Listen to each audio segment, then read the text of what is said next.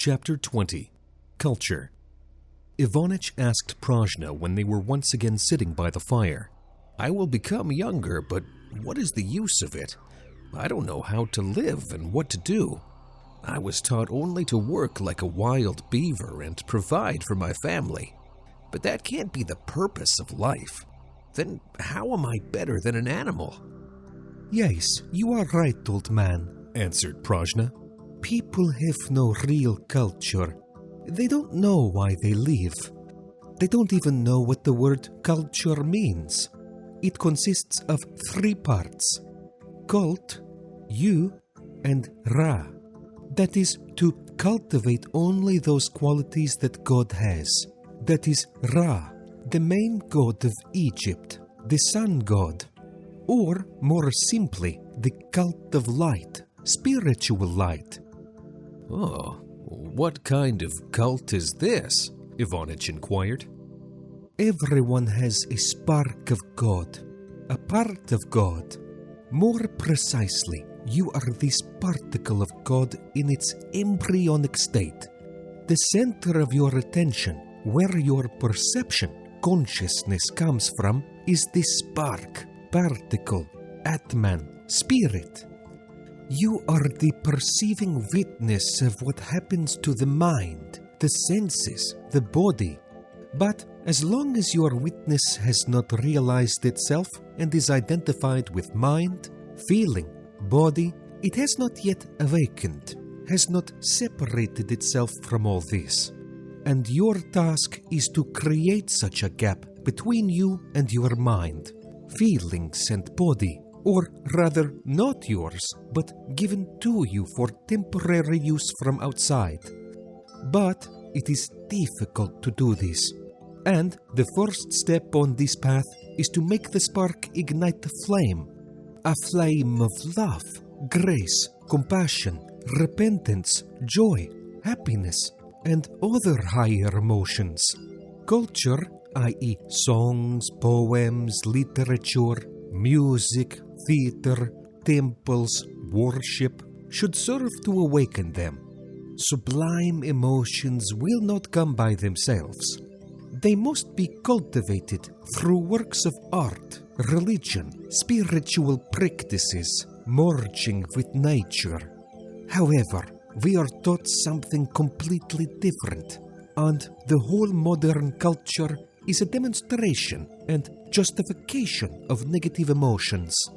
In books and movies, the protagonist is resentful, envious, vengeful, fearful, jealous, greedy, possessive, selfish. This is often justified by the struggle for justice, war with evil, and the like. Naturally, being brought up on such culture, a person, instead of sublime emotions and awakening of the divine I, becomes an embodiment of negative qualities and thoughts. There is, of course, religious literature like biography of saints, ancient fairy tales and legends. But now, such literature is very little used in the education of children. These tales taught the good, lofty emotions, sacrifice and self-sacrifice. And it is necessary to search for and nurture these sublime states in ourselves and in children.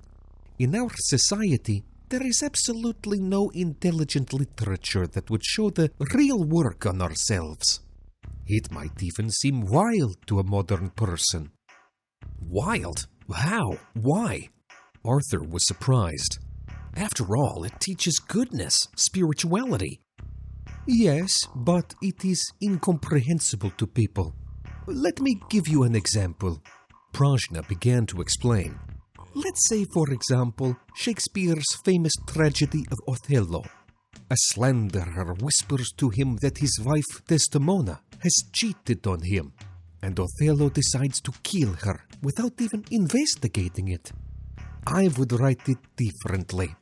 Othello listens to the slanderer. Jealousy and vindictiveness arises in him. But he decides to work on himself and thinks, jealousy makes me feel the pattern instilled in me as a child. I was trained to react that way. But I don't want to be a puppet of the stereotypes of a sick society. I want to get rid of my selfishness and look at the situation from a position of love.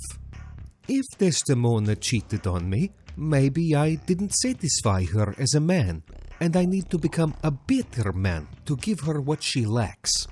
Maybe I didn't give her enough gifts, didn't give her enough attention, didn't pamper her, didn't tell her I loved her. I need to fix myself, tighten up, get better. Or maybe she is just putting up with me because of the pattern, that it is necessary to keep the family. Then I will talk to her. If it is difficult for her with me, then maybe it is better to divorce. Why should she force herself to play the role of a wife if she doesn't want to? Because I love her and I want her to be happy. And I'll do anything to make her happy. Let her go out with that man. If that's what she wants, let them get married. I'll even help them with that. Organize the wedding. But the main thing is to talk to her kindly, to find out what she wants, what's bothering her. Prajna finished her examples and looked at the reaction of the disciples. All the people listened breathlessly to the unusual twist in the story of Othello and applauded Prajna at the end. Yes, and even that's not all, she continued. When Othello would have talked to Desdemona, it would have turned out that he was a victim of slander. And they would have laughed together at the slanderer, pitying him, that instead of being happy, he lives in slavery to negative emotions and is constantly forced to lie to himself and others to achieve foolish goals that will not give him happiness, but only more confusion in life. Then the spouses would go to him and try to explain the truth in a kind way. "Genius!" Ruslan exclaimed in admiration, and everyone clapped again, marveling at such an unexpected turn of events in a well-known piece of literature. Yes, you see, my dears, said Prajna, there is no such literature. It would look inadequate. It would not support the pattern of a sick society, created to generate negativity, to justify violence and war. After all, these stereotypes were created by the dark demons to feed on the suffering of people, and all works of such culture now belong to them and serve their purposes. Therefore, we need to revive the ancient culture and create a new modern culture based on the principles of love and perfection. Then the whole society will be able to change, because it is culture, i.e. movies, books, TV, radio, variety shows that create a person's worldview, teach him or her to react to life in one way or another, to perceive themselves in the world in a certain way, and practically educate the human soul. After these words of Prajna, the old man wept inconsolably. "What happened, Ivanich?" Lyria turned to him. "I realized that I had lived my whole life for nothing. I had been made a fool, and now I had so little time and energy to change and attain perfection. Why do people like Prajna have to hide in the mountains?" he sobbed, "instead of teaching people the truth from all the TV screens. Instead, they show us lies, teach us negativity and evil, stun us with stupid programs and soap operas that make us sick. How long will we endure the devil's machinations? After all, I could live like millions of people and not even know about the truth." Yes, you are right, old man, said Prajna. But this is a new time. The fate of the earth depends on us alone, and those who have learned the truth. Prajna paused, glancing meaningfully at Ivanich and then at the other disciples, who continued to listen to the wise woman with awe and enthusiasm. True culture begins with the transformation of the self, Prajna continued. But a person in his present state can do nothing, but he must try to remember to remind himself and others, and in this way, by the common effort and help of God, person can change. Prayers are an important means of such reminding and changing, but there are very few real prayers, and they must be understood. One must learn to say them with the heart, with the whole being, and not only with the tongue. And today I will give you the prayer of my master, which he received from God in silent samadhi, and which he has already translated for us into the clumsy language of the earth.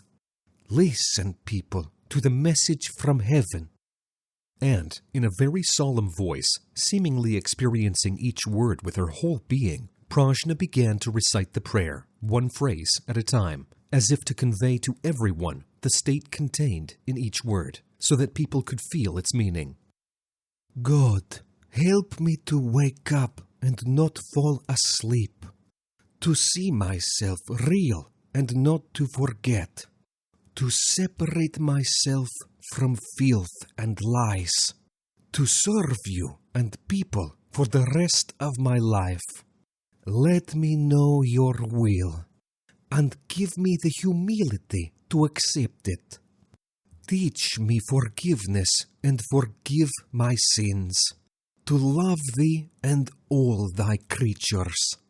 Let me be forever dissolved in thy grace, and let it be so forever for thy glory and for the good of people.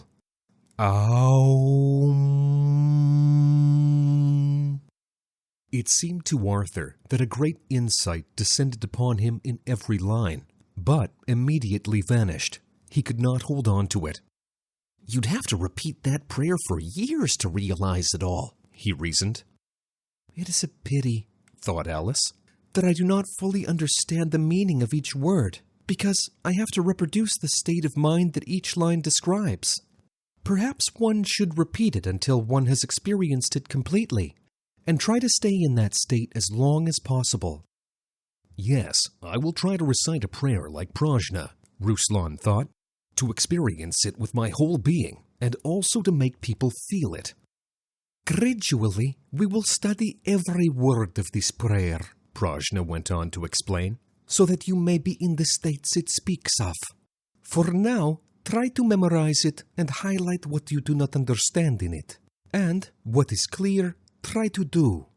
For example, you should try to forgive, to love, to separate yourself from what you consider bad, false, not to identify, to think about how to serve people and God, to tune yourself to know His will. In every action you should try to abide in His grace. And as you do this, you will understand the first lines of the prayer. You will feel every word. This will happen when you remember yourself, when you awaken from the dream of your imagination, when you see yourself real and not the false image created by society. Only when you observe yourself will you see the filth and lies and be able to separate yourself from them. If you don't do that, you will continue to see the filth as yourself and the lies as truth. That is why the first lines here are the most important.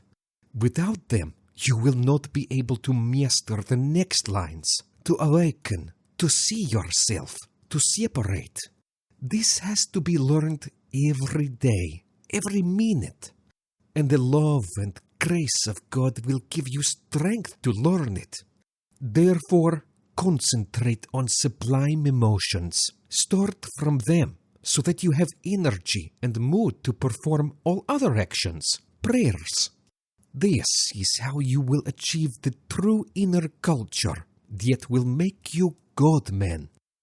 When Prajna delivered the last words of her speech, the disciples, inspired, began to applaud again. In our extreme times, when the fate of the entire planet is at stake, it is crucial for the knowledge of angels and benevolent spirits to spread as quickly as possible, globally, and reach thousands of people. In this way, we can change the future of all humanity. which is why we are addressing you, dear soul of light. Spread the knowledge about our wise books and films. Share links to videos or cartoons. All of this is available and free. Invite women to individual practices, webinars, and seminars. And the Great Spirit of Light will help you and your family. It will direct an enormous amount of energy to fulfill all your desires. Benevolent spirits and angels will assist you and your loved ones in all matters. A thread of light and love extends from your heart to the hearts of thirsty women, and the creation of good and the dissemination of enlightened knowledge throughout the world begins. Become part of the mission of light. Help people, and God will help you.